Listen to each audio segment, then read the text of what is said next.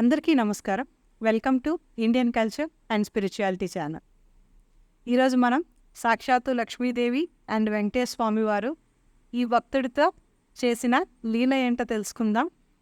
ఎవరి భక్తుడు ఎందుకు లక్ష్మీదేవిని చెట్టుకు కట్టేశాడు తెలుసుకుందామా? Let us start they.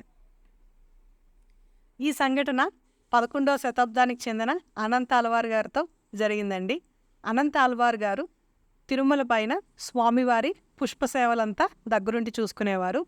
స్వామివారి కోసం ప్రత్యేకంగా ఒక పూలవనం కూడా అనంత అల్వార్ గారు పెంచేవారు. ఆ పూలన్నీ స్వామివారి సేవలకి ఉపయోగించేవారు. ఈ పూలవనం ఎంత అందంగా ఉండేదంటే అది సాక్షాత్తు మన వెంకటేశ్వర స్వామి అండ్ లక్ష్మీ అమ్మవారు నైట్ టైం అక్కడ ఆ పూలవనంలో కొంచెం సమయం గడుపుతూ ఉండేవారు.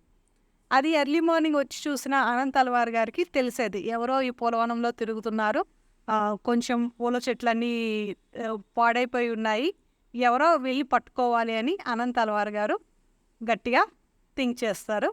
అలా జరిగిన కొన్ని రోజులకి అనంత అల్వార్ గారు నైట్ టైం వెళ్తారు. ఎవరి దంపతులు వీళ్ళని పట్టుకుందాము అని అనంత అల్వార్ గారు కోపంతో వెళ్తారు.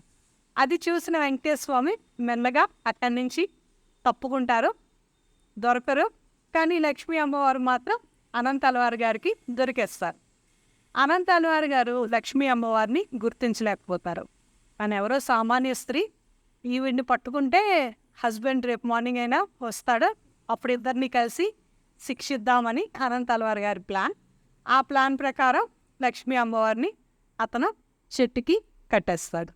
Okay, so next day morning సుప్రభాత సేవ స్వామివారి గర్భగుడిలోకి వెళ్ళేసరికి స్వామివారి వక్షస్థలంలో ఉండవలసిన లక్ష్మీ అమ్మవారు కనిపించరు. అది చూడగానే అనంత అల్వార్ గారికి విషయం ఏంటి అన్నది అర్థమైపోతుంది. సో నైట్ టైం తను చెట్టుకు కట్టేసిన లేడీ ఎవరో కాదు, సాక్షాత్తు లక్ష్మీ అమ్మవారు అనే ఐడియా వచ్చి ఇమీడియట్గా పుష్పకవనంకి వెళ్ళి అమ్మవారి పాదాలు పట్టుకొని క్షమించమని వేడుకుంటూ అమ్మవారిని విడుదల చేసేస్తారు. తర్వాత తన తప్పుకి ప్రాయశ్చిత్తంగా అమ్మవారిని ఒక బుట్టలో కూర్చోబెట్టుకొని ఆ బుట్టని తన తలపైన పెట్టుకొని గర్భగుడి వైపు వెళ్తారు.